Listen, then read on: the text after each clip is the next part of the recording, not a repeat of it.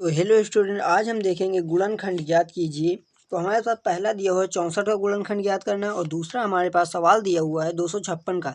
अब आसान तरीके से हम देखेंगे गुणनखंड कैसे ज्ञात करते हैं। तो सबसे पहले लिखेंगे 64 का गुणनखंड। तो सबसे पहले हम देखते हैं कि छोटी से छोटी संख्या किस संख्या से कट रहा है। तो ये हमारा कट रहा है 64। ये सम संख्या बाद में, तो ये किससे कटेगा? 2 से कटेगा। तो ये यहाँ पर 2 से कटेगा। 2 3 6, 2 दूनी 4। अब देखते हैं हम इसका अगला। तो अगले स्टेप में ये यहाँ पर 32 दिया हुआ है, तो ये भी 2 से कटेगा। तो 2 से कटेगा तो 2 एक नम 2, एक यहाँ पर बचा, यहाँ पर हुआ 12, 2 छंग 12। अब यहाँ पर देखिए 16, ये भी सम संख्या है। सम संख्या कौन सी होती हैं? तो आपको मालूम होगा जो सम संख्या होती है 2 4 6 8 10 12 ऐसी सम संख्या होती है। तो जो सम संख्या होती है 2 से कटती है। तो यहाँ पर ये भी 2 से कटेगा। 2 8 16।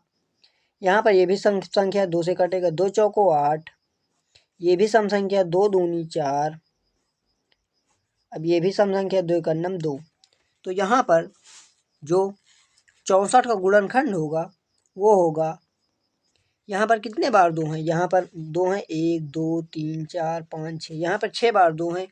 तो इसे लिख सकते हैं 2 into 2 into 2 into 2 into 2 into 2। यहाँ पर 6 बार 6 2 बार लिखा हुआ है। इसको हम लिख सकते हैं 2 की पावर 6। तो ये हमारे पास 64 का गुणनखंड हो गया। अब देखते हैं हम 256 का गुणनखंड। तो पहले 256 लिख लेते हैं इसे। उसके बाद देखते हैं ये यहाँ पर ये कौन सी संख्या है? ये सम संख्या है। तो यहाँ पर ये 2 से कटेगा। तो 2 का नम 2, 2 दूनी 4, एक बचा, यहाँ पर हुआ 16, 2 8 16। अब यहाँ पर फिर सम संख्या, तो यहाँ पर फिर ये 2 से कटेगा। 2 छंग 12, 2 चौको 8। यहाँ पर ये फिर सम संख्या है। 2 दूनी 4, 2 तिहाई 6, 2 दूनी 4। अब यहाँ पर फिर से 2 से कटेगा। 2 का नम 2, 2 छंग 12। अब यहाँ फिर से 2 से कटेगा। तो 2 8 16। यहाँ पर फिर से 2 कटेगा। 2 दूनी 2 चौको 8। यहाँ पर फिर से 2 कटेगा। 2 दूनी 4। यहाँ पर फिर से 2 कटेगा। 2 का नम 2। तो यहाँ पर 256 को पहले हमने 2 से काटा तो वो 128 आया। 128 को फिर हमने 2 से काटा, 64 आया। 64 को 2 से काटा, 32। 32 को 2 से काटा, 16। 16 को 2 से काटा, 8। 8 को 2 से काटा, 4। 4 को 2 से काटा। फाइनली जब हमारा 1 आ जाता है तो वहाँ पर गुणनखंड खत्म हो जाता है।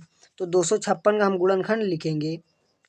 तो लिखेंगे यहाँ पर कितनी बार 2 से काटा हुआ है? 1 2 3 4 5 6 7 8। तो 8 बार। तो यहाँ पर हम लिख सकते हैं कि 2 को पावर 8। ये यहाँ पर इसका गुणनखंड। इसे अगर और लिखना है ऐसे, तो इसे ऐसे भी लिख सकते हैं 2 into 2 into 2 into 2 into 2 into 2 into 2 into 2। यहाँ पर देखिए 8 बार लिखा हुआ है। 1 2 3 4 5 6 7 8। तो ये यहाँ पर 256 का गुणनखंड हो जाता है। तो अगर वीडियो अच्छी लगी हो तो वीडियो को लाइक करें और हमारे चैनल को सब्सक्राइब करें। Thank you.